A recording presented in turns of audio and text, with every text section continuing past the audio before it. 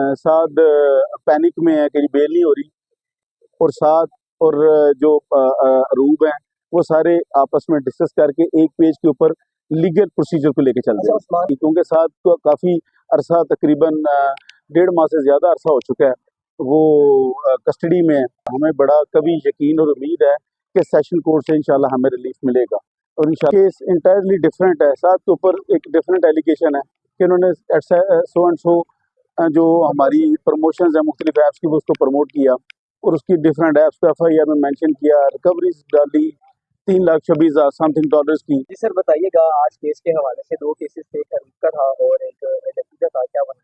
जी उसमें आज पेश हुए हैं रूप साहिबा अपनी प्री अरेस्ट बेल में पेश हुई हैं। जैसा कि प्री अरेस्ट बेल में ये एक प्रोसीजर है कि जिस पर इल्ज़ाम होता है उसको फिजिकली अटेंड करना पड़ता है कोर्ट में, तो इन टाइम वो उन्होंने कोर्ट अटेंड की अपनी। और दूसरा साथ की भी आज डेट थी, तो उसमें NCC के रिप्रेजेंटेटिव पेश हुए हैं, उन्होंने ऑनरेबल कोर्ट से रिक्वेस्ट की है डेट की। तो उसमें अरूप साहिबा की डेट हुई है 8 अक्टूबर, और साथ की भी डेट उनके साथ ही प्रॉबेबली जारी। तो फिर हमने रिक्वेस्ट करके तो ऑनरेबल कोर्ट को कि ये रिक्वेस्ट के इसको शॉर्ट फरमाया जाए, क्योंकि वो पोस्ट टेस्ट बेल है, साथ की ये प्री टेस्ट बेल है। तो साथ की जो है ना ऑनरेबल कोर्ट ने अपना रोस्टर देख के तो 2 अक्टूबर उन्होंने कोर्ट सेट किया। सर मुझे बताइएगा कि आज आर्गूमेंट्स क्या हुए कोर्ट में? नहीं, आर्गूमेंट्स तो मैंने गुजारिश उन्होंने मुझे बताइएगा NCCI की जानिब से रिकॉर्ड पेश किया गया था। जी मैं अर्ज कर रहा हूँ ना, उनके रिप्रेजेंटेटिव पेश हुए थे, तो उन्होंने जब डेट की रिक्वेस्ट की है तो फिर उसके बाद आर्गूमेंट्स और बाकी चीज़ें तो फिर पेंडिंग होगी ना। उस्मान भाई ये भी बताइएगा कि डिक्की के जो मैनेजर कहा जा रहा था उसका केस कितना डिफरेंट है और डिक्की का केस कितना डिफरेंट है? उसमें हेल ऑफ डिफरेंस है, वो तो बड़ा क्लियर है हेल ऑफ डिफरेंस उसमें। देखिए वो जो साथ के जो मैनेजर थे, क्या नाम था उनका? सुबहान शरीफ। सुबहान जो है ना, वो एक तो ये है कि वो डॉक्यूमेंटेड साथ के मैनेजर नहीं थे, ठीक है जी। कोई उनका आपस में एज एन एम्प्लॉई और एम्प्लॉय कॉन्ट्रैक्ट नहीं था उनके आपस में, नंबर 1। नंबर 2 ये है कि उनके ऊपर NCCI की तरफ से इल्ज़ाम ये था कि परहैप्स उन्होंने साथ का और बाइनामो शायद ऐप है उसका को उन्होंने आपस में कोई एग्रीमेंट या कॉन्ट्रैक्ट करवाया, ये भी इल्ज़ाम थ्रू मीडिया जो हमारे इल्म में आया है, और उसका भी कोई एविडेंस नहीं मेरा ख्याल है शायद आ सका रिकॉर्ड में। तो साथ का केस इंटायरली डिफरेंट है। साथ के ऊपर एक डिफरेंट एलिगेशन है कि उन्होंने सो एंड सो जो हमारी प्रमोशंस है मुख्तलिफ ऐप्स की, वो उसको प्रमोट किया और उसकी डिफरेंट ऐप्स पे FIR में मेंशन किया, रिकवरीज डाली 3,26,000 समथिंग डॉलर्स की, और बेशुमार इसके जो अकाउंट्स हैं वो सीज किए, और काफ़ी सारा इसमें उन्होंने मटेरियल कलेक्ट करने की कोशिश की है साथ के अगेंस्ट NCCI ने ड्यूरिंग इन्वेस्टिगेशन। जबकि वो जो सुबहान का केस था वो तो बड़ा लेसर उसके स्टेटस में था, वो डिफरेंट था। समझते हैं कि लकी भाई की सेशन से फेल हो जाएगी, क्योंकि माशाल्लाह तो आपका एक्सपीरियंस है, अपने एक्सपीरियंस को अगर शेयर करें और क्या कहेंगे आप? मैं पहले बहुत होपफुल थे। जी जी जी जी जिला के देखें गुजारिश ये है कि होप तो रहनी चाहिए ना, होप तो ज़रूरी है। और इंशाल्लाह जैसे मैंने अर्ज़ किया था कि जो केस की स्टेटस है, जो केस की सिचुएशन है, और स्पेसिफिकली जो इसके फैक्ट्स हैं और जो इसके रेलेवेंट लॉज हैं, वो उसको सामने रखें, तो इंशाल्लाह हमें बड़ा कभी यकीन और उम्मीद है कि सेशन कोर्ट से इंशाल्लाह हमें रिलीफ मिलेगा, और इंशाल्लाह यहाँ से बेल होगी साथ की, क्योंकि साथ को काफ़ी अरसा तकरीबन 1.5 माह से ज़्यादा अरसा हो चुका है वो कस्टडी में है, और काफ़ी ज़्यादा इन्वेस्टिगेशन भी कंप्लीट हो चुकी है साथ की हद तक। तो इसलिए इंशाल्लाह वी बिलीव कि इंशाल्लाह बेल होगी। अच्छा उस्मान भाई ये बताइए, खबरें ये आ रही हैं कि आपकी और आपके जो क्लाइंट्स हैं वो एक पेज पे नहीं है, तो ये थोड़ा सा क्लियर कर दें। मेरा ख्याल है कि ये स्पेकुलेशन चलती हैं, ज़ाहिर है बेल थोड़ी सी डिले हुई है, तो इस हवाले से मुख्तलिफ स्पेकुलेशन अपने अपने अंदाज से लोग अंदाज करते हैं। तो जो वकील कोई भी होता है, कौंसल होता है, वो तभी तक अपने क्लाइंट की नुमाइंदगी कर सकता है जब तक उसको क्लाइंट को अपने कौंसल पर एतमाद हो, बिलीफ हो। अगर बिलीफ नहीं है तो there is no advocacy, there is no representation. तो क्लाइंट मेरे साथ खड़े हैं, ठीक है, meaning thereby if they have a trust upon me, और हम लोग एक पेज पे हैं। और रही बात ये जो मैं लास्ट देख रहा था, शायद कोई इस तरह को मीडिया टॉक थी कि शायद साद पैनिक में है कि बेल नहीं हो रही। He is very much comfortable, बड़ा कंफर्टेबल है, और उसको अब लीगल प्रोसेस भी समझ है, सारी सिचुएशन समझ है कि केस की नोयत कितनी क्या है और केस की केस कितना हाइप मीडिया हाइप प्रोफाइल हो चुका है, इसलिए जो भी कोर्ट प्रोसीडिंग्स हो रही हैं वो साथ के इल्म में भी और साथ इस बारे में बड़ा पूरे एतमाद भी है और कॉन्फिडेंस में भी है।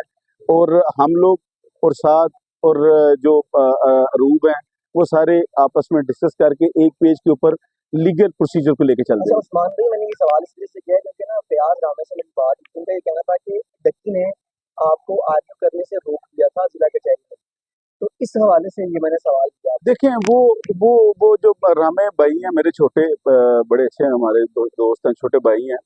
लेकिन एक तो मेरी गुजारिश ये होगी कि जो क्लाइंट और कौंसल की डिस्कशंस होती हैं ये कभी भी नहीं करनी चाहिए, क्योंकि ये हमारा जो लीगल प्रैक्टिसिंग बार जो हमारी एथिक्स हैं वो सबसे पहले हमें इस चीज़ का बाउंड डाउन करते हैं कि जो क्लाइंट की सीक्रेसी है that needed to be kept in properly, तो वो कभी भी डिस्क्लोज नहीं होनी चाहिए। तो इसलिए कभी भी वो डिस्कशंस को नहीं मीडिया पर डिस्कस करनी। दूसरी बात, वो साथ को इस हवाले से था, बल्कि आप तो कह रहे हैं ना कि वो खुद देश के वो बेल नहीं हो रही, वो साथ हमें ये कह रहा था कि उस्मान भाई इसको थोड़ा सा मजीद डिले कर लें। रीजन क्या बताइए उन्होंने साहब? रीजन उसको शायद देखें, जो जेल है ना, जेल एक बहुत बड़ी अपनी यूनिवर्सिटी होती है, ठीक है।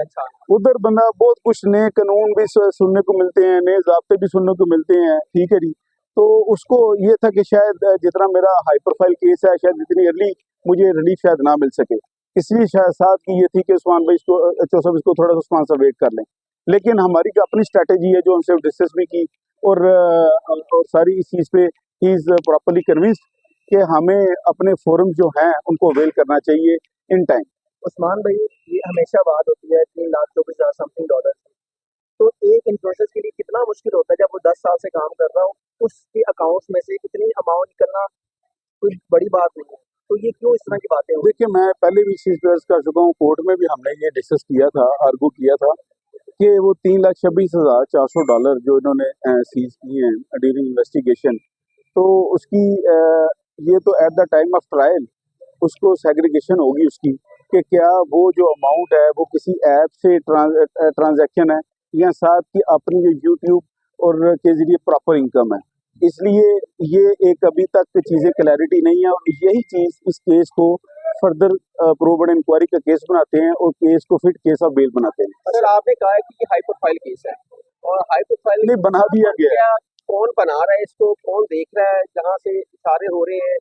आपके समझ से अभी तक डक्की भाई की जमानत ना होना, अप्रोक्सीमेटली 1.5 मंथ तो हो गया होगा तकरीबन, आपके समझ से कहाँ पे लैक ऑफ आपकी आई है, मसला आया है जहाँ पे डक्की भाई का केस थोड़ा सा खराब हुआ है?